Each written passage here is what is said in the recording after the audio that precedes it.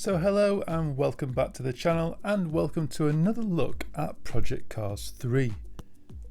So with Project Cars 3 just a month away from its UK launch, I've started to consider the future of this title and the reasons behind Slightly Mad Studios stepping away from the sim genre and taking a slice of the arcade racing market.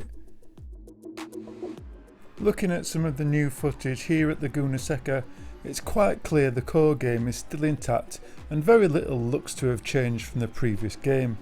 If this is a taste of what's to come, I still think I'll be picking up the game, but let's cover a few other points first. Looking at another key aspect of the game that's emphasised heavily in interviews and trailers is the new customisable approach they've taken with the showroom. Moving round the fancy garages, I get flashbacks from Project Gotham Racing 3 and 4 and can totally understand the reason for their departure from the strict sim format. Going back to my youth and the games that inspired me to spend hours racing, not one of them could have been classed as a sim in any way. Was I missing out on close racing or practicing the art of racecraft? Not on your life. I remember quite fondly some of the battles I had in multiplayer lobbies and friends that were instantly made having had some close racing. Project Gotham 3 was without a doubt the first game that truly opened my eyes to the possibilities of online racing and that adrenaline and unpredictability that came with real life opponents. I also remember Test Drive Unlimited 2, looking round my make-believe garages with boyish dreams of the cars I'd love to own.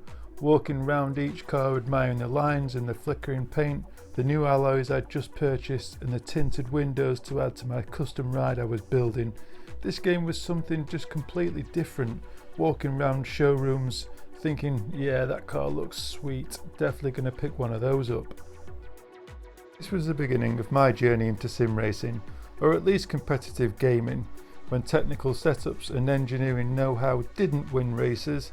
This was buy a car and paint it racing, where everyone had the same tools in the shed.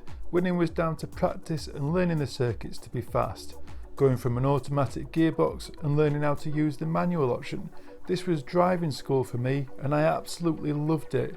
Project Gotham Racing was way before its time, and I believe Project Cars 3 is taking up where Project Gotham 4 left off.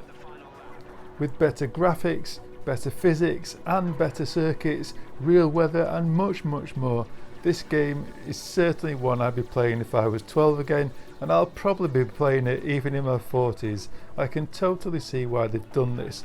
As far as I'm concerned, there's a gaping hole for this game to slot right into where Project Gotham Racing 4 left off. Yes, I'm disappointed with the way that the titles progressed, having come from a sim back to an arcade format. But as far as I'm concerned, Assetto Corsa Competizione is filling this spot perfectly on console, and I'm looking forward to where the game progresses as Kunos deals with all the issues that the community is bringing forward, and a patch imminently due to arrive on Xbox One.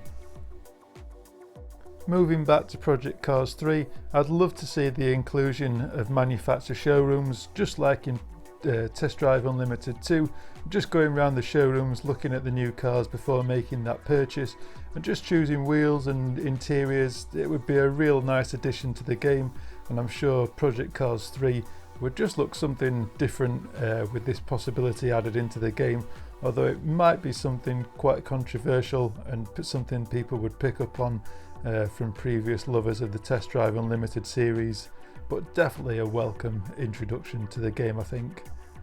And with Test Drive Unlimited 3 Solar Crown just announced, Project Cars 3 better get ready for some stiff competition, because if it's anything like its predecessor, it'll certainly be stealing a slice of the market. After seeing this very short trailer, I'm already interested to see what the title will bring after so many years between the last version of the game. Biggest concerns has got to be the price of Project Cars 3. After Assetto Corsa launched at just £35 on Xbox and PS4, the £54 price tag for Project Cars 3 seems like a massive step for console users to stump up, yet the PC version is just £35, so definitely make sure you do a little bit of shopping around, as I have seen the prices vary from shop to shop and online store to online store. fingers crossed on the 28th of August the game finally gets launched. It's not complete with bugs and glitches as per the usual, something us console users are sadly having to get used to, with developers rushing out games to make sponsors happy when the products aren't yet fully tested. Anyway, that was just my take on the upcoming title Project Cars 3. Certainly something I think that's missing from the sim racing genre, or should I say arcade racing genre. Just a gap that Project Gotham and Test Drive Unlimited seem to have left a long time ago, and nothing really ever filled that slot.